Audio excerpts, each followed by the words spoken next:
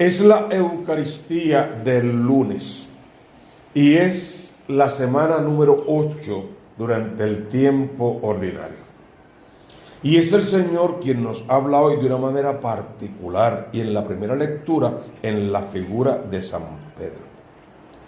Por eso esta primera lectura tiene que ser atesorada como la voz de aquel que convivió con Jesús, que anduvo con él, que estuvo a su merced, que tuvo problemas serios y se reconciliaron y que experimentó en todo lo que era la gracia, la bendición, la misericordia infinita de Dios. ¿Qué quiere traernos hoy esta primera lectura? Pedro comienza en una alabanza, bendiciendo al Señor, glorificando su nombre. Bendito sea Dios Padre de nuestro Señor Jesucristo por su gran misericordia. Y según San Pedro, ¿en qué estriba esa misericordia? En que resucitó a Jesús de entre los muertos. Y que gracias a que Él resucitó a Jesús de entre los muertos, esa resurrección de Jesús nos concede a nosotros, a ti y a mí, renacer a una esperanza nueva. Es en la resurrección de Cristo que tenemos una promesa de que igual, decimos siempre, si vivimos conociendo y cumpliendo esa voluntad, si la muerte nos sorprende estando en gracia, entonces con Cristo vamos a resucitar, y si con Él a resucitar seremos herederos de Dios y coherederos con Cristo del reino de los cielos. Para ello tenemos que entender que esa esperanza de nueva vida a la que estamos llamados no puede ser corrompida de ninguna forma ni manera, no puede mancharse de ninguna forma ni manera, porque es lo que Dios nos tiene reservado para todos nosotros en el reino de los cielos, y lógicamente el pecado no cohabita en el reino de los cielos.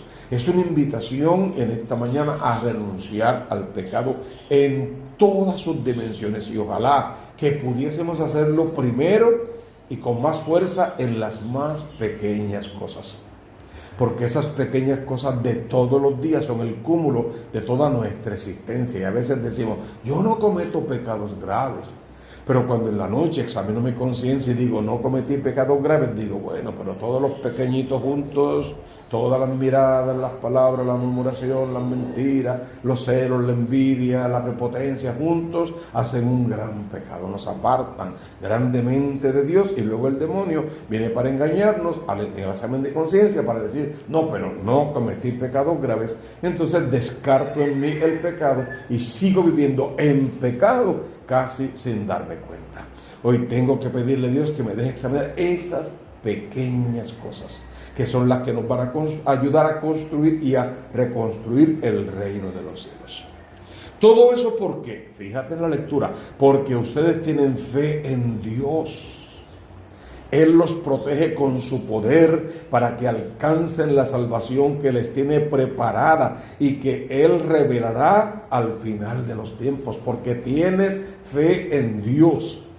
Si vivo de pecado en pecado, de mentira en mentira, de celo en celo, de envidia en envidia, de chisme en chisme, pues no soy el hijo amado. No soy parte de esa promesa ni de esa esperanza. Me he apartado de la gracia. Estoy viviendo cobijado en una apariencia religiosa, espiritual, pero no estoy viviendo esa gracia que tanto nos hace falta. Y lo triste es que es tan fácil caer, enredar al otro en nuestros propios pies y tumbarlo al piso. También necesitamos la fortaleza que viene de Dios, el amor que viene de Dios, esa fuerza en el Espíritu Santo para tratar de vivir más cerca de la promesa, más cerca del amor de Dios.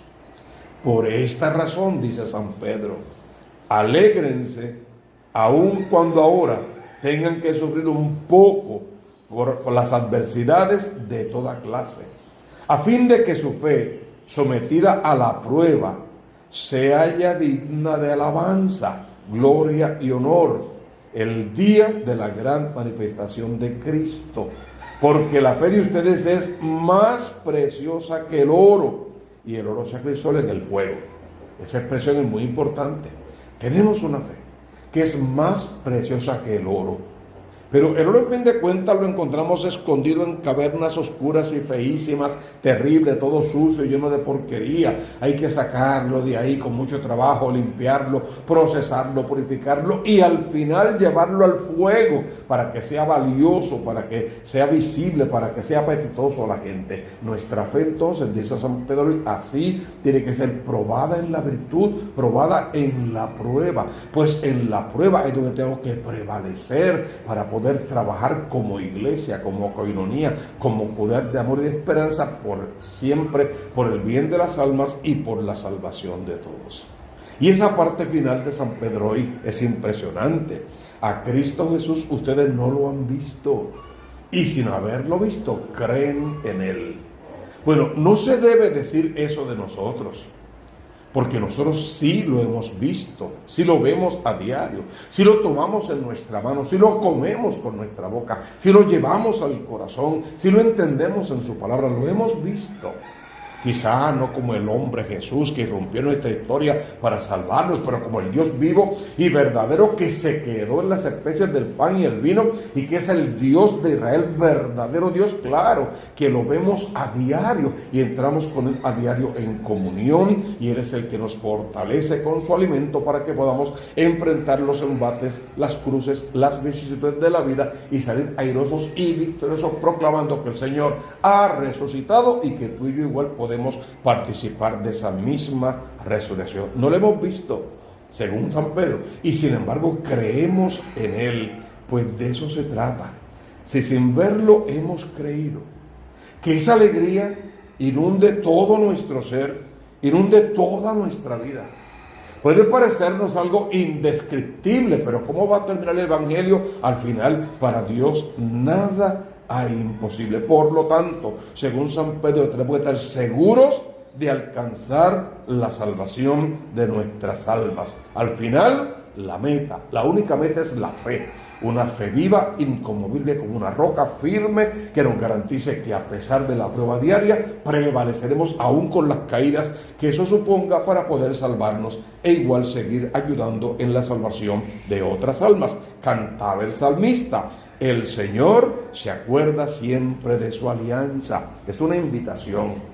Si Él se acuerda de su alianza, por favor, no te olvides, no me olvide yo de la parte de mi alianza que me toca. Una alianza es un pacto, es siempre entre dos. Si una de las dos partes rompe su parte, libera al otro de cumplir con lo que le toca. Si yo sigo mi vida de pecado durante todo este día, libero a Dios de tener que salvarme, porque para que la alianza se cumpla tiene que ser entre dos. Y si Él es siempre fiel a la alianza, la petición de hoy para ti, para mí: Señor, ayúdame a ser fiel a mis votos, a mis promesas, a mis propósitos, a mi consagración, a mi vida de fe, a lo que tengo que ser como testigo del Evangelio, testimonio de la verdadera fe en la verdadera Iglesia Católica.